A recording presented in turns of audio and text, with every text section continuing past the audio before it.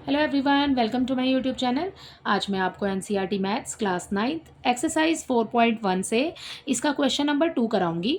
देखिए क्वेश्चन 2 है, express the following linear equation. यहाँ पर आपको जो लीनियर इक्वेशन दी हुई है in the form of a x plus b y plus c is equal to 0 and indicate the values of a b and c in each case. ठीक है, यहाँ पर आपको जो लीनियर इक्वेशन दी हुई है आपको उसको ए बी और सी की फॉर्म में लिखना है। ठीक है, एंड इक्वल लगाना है आपको 0। ठीक है, आपको इस वाली फॉर्म में लिखना है पहले इसको, इस इक्वेशन को, और उसके बाद में आपको ए बी और सी की वैल्यू भी बतानी है। देखिए इसका फर्स्ट पार्ट कैसे करेंगे। यहाँ आपको फर्स्ट पार्ट में दिया है 2x plus 3y is equal to 9.35 और 5 के ऊपर लगा हुआ है बार। ठीक है, देखिए आपको यहाँ पर ये फर्स्ट वाला जो है ये हो जाएगा a, ये सेकंड हो जाएगा b, आपको यहाँ c नहीं दिया है। तो c के लिए हम क्या करेंगे, इस पीछे वाले नंबर को जो हमें इक्वल के बाद दिया है उसको हम आगे ले आएंगे। ठीक है, तो वो हो जाएगा हमारा c, ये c अभी हमारा यहाँ पर है। ठीक है, देखिए कैसे करेंगे। 2x लिखा प्लस आ जाएगा 3y। ठीक है, और अब इसको हमें यहाँ लाना है तो ये हो जाएगा माइनस में। ठीक है, एज इट इज़ रहेगा, जैसे दिया हुआ है बिल्कुल सेम वैसे ही रखना है।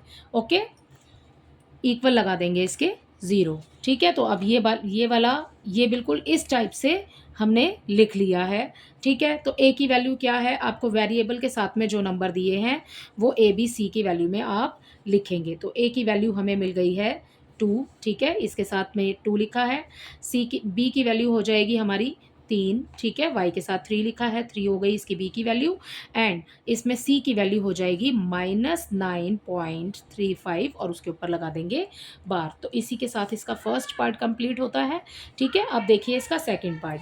इसके सेकंड पार्ट में आपको नंबर दिया है x minus y upon 5 minus 10 is equal to 0। ठीक है, आपको यहाँ पर a भी दिया है, b भी दिया है और c भी दिया है। ठीक है, a b c तीनों दिए हैं। अब देखिए यहाँ पर है x माइनस वाई अपॉन 5 है, तो y अपॉन 5 को हम लोग कैसे लिख सकते हैं, हम इसे लिख सकते हैं 1 अपॉन 5 और उसके बाद में y। इस तरीके से लिखने पर हमने इस वेरिएबल को इस पूरी इक्वेशन से, इस नंबर से अलग कर लिया है। ठीक है, तो y अब हमें b की वैल्यू मिल जाएगी 1 अपॉन 5, इसलिए हमने इसको ऐसे लिखा है। ठीक है, अब ये -10 एज इट इज़ आ जाएगा और 0 का 0। तो यहाँ पर आपको जो ए बी और सी की वैल्यू लिखनी है, चलिए इसको यहीं लिख लेते हैं, ए बी और सी की वैल्यू। ठीक है, देखिए ए की वैल्यू हो जाएगी 1, क्योंकि x के साथ में कुछ नहीं है। ठीक है, तो मल्टीप्लाई 1 ही होता है। ठीक है ना, तो a की वैल्यू हो जाएगी 1, b की वैल्यू हो जाएगी -1 अपॉन 5 एंड c की वैल्यू हो जाएगी -10। ठीक है, तो ये आ गई आपकी वैल्यू ए बी और सी की। इसी के साथ इसका सेकंड पार्ट भी कंप्लीट होता है। इसका थर्ड पार्ट देखिए।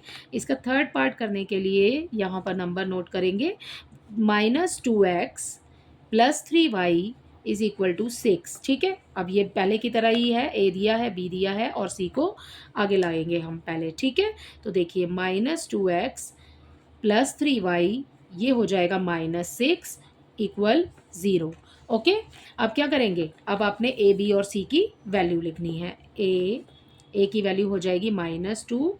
ठीक है, बी की वैल्यू हो जाएगी 3 एंड सी की वैल्यू हो जाएगी -6। ओके, तो इसी के साथ इसका थर्ड पार्ट भी कंप्लीट होता है। इसका फोर्थ पार्ट देखिए। इसके फोर्थ पार्ट में आपको दिया है x is equal to 3y। तो यहाँ पर आपको 2 ही वेरिएबल दिए हैं और आपको तीसरा नंबर नहीं दिया है। जब आपको थर्ड ना दिया हो तो उसके लिए आप लगाएंगे 0। ठीक है, तो यहाँ पर ये हो गया फर्स्ट, इसको इधर लेकर आएंगे तो यहाँ हो जाएगा 3y, प्लस का साइन लगाएंगे और फिर लगा देंगे हम यहाँ पर एक 0। ओके, और आपको इसके अकॉर्डिंग लिखना है। ठीक है, ए बी सी लिख लिया हमने, सी हमें नहीं दिया था, हमने 0 लगा दिया और इक्वल आ जाएगा 0। ठीक है, अब आपने वैल्यू लिख लेनी है अपने ए बी एंड सी की। ठीक है, तो ए की वैल्यू हो जाएगी 1, क्योंकि x के साथ कुछ नहीं है तो 1 है। ओके, बी की वैल्यू हो जाएगी -3। ठीक है, और सी की वैल्यू हो जाएगी 0। ठीक है, तो इसी के साथ इसके 4 पार्ट कंप्लीट होते हैं। इसका फिफ्थ पार्ट देखिए। इसके फिफ्थ पार्ट में आपको दिया है 2x is equal to -5y। ठीक है, बिल्कुल ऊपर वाले की तरह है। ठीक है, यहाँ पर माइनस का साइन लगा है तो हम लिख लेते हैं 2x प्लस ये 5 इधर आकर के प्लस का हो जाएगा, माइनस है अभी, इधर आएगा तो प्लस में हो जाएगा, प्लस 5y प्लस c नहीं दिया है हमने हमें, तो हम 0 लगा लेंगे c के लिए। ठीक है, और इक्वल करके लिख देंगे 0। ठीक है, अब a की वैल्यू क्या हो जाएगी 2, b की वैल्यू हो जाएगी 5। ठीक है, एंड c की वैल्यू हो जाएगी हमारे पास में 0। ठीक है, इसका 6th पार्ट देखिए, इसके 6th पार्ट में हमें दिया है 3x plus 2 is equal to 0।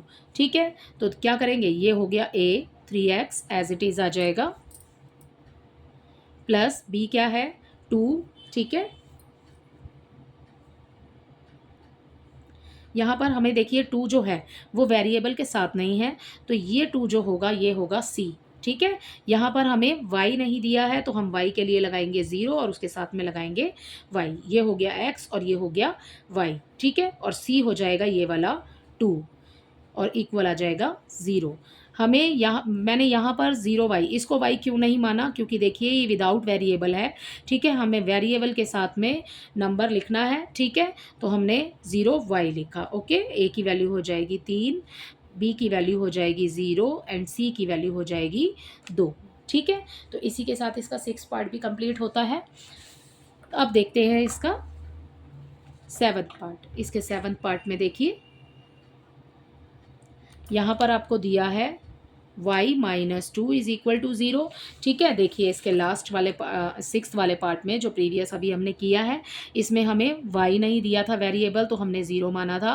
बिल्कुल सेम है, इसमें अब हमें x नहीं दिया है। ठीक है, तो हम x की वैल्यू को मानेंगे 0, तो यहाँ आ जाएगा 0x प्लस हो जाएगा ये वाला y माइनस c जो है वो हो जाएगा -2, इक्वल लगाएंगे 0।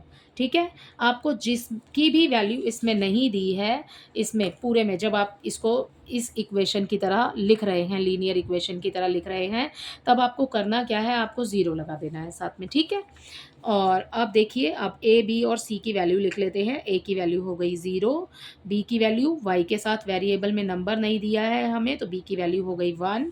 ठीक है, एंड c की वैल्यू हो जाएगी -2। ओके, अब देखिए इसका 8th पार्ट। यहाँ पर आपको 8th पार्ट में दिया है 5 इक्वल 2x। ठीक है, आपको 2x जो है वो इक्वल के बाद दिया है, उसको हम आगे लेकर के आएंगे, तो ये हो जाएगा -2x। इसमें हमें इस 5 को पीछे लेकर के जाना है। ठीक है, सॉरी ऐसे नहीं होगा, ये जो 2x है आपको यहाँ पर दिया है, ये हो गया 2x। ये 5 जो है ये विदाउट वेरिएबल है, तो ये हो जाएगा c, और ये है आपके पास a। आपको b नहीं दिया है, तो b के लिए आप लगाएंगे 0y।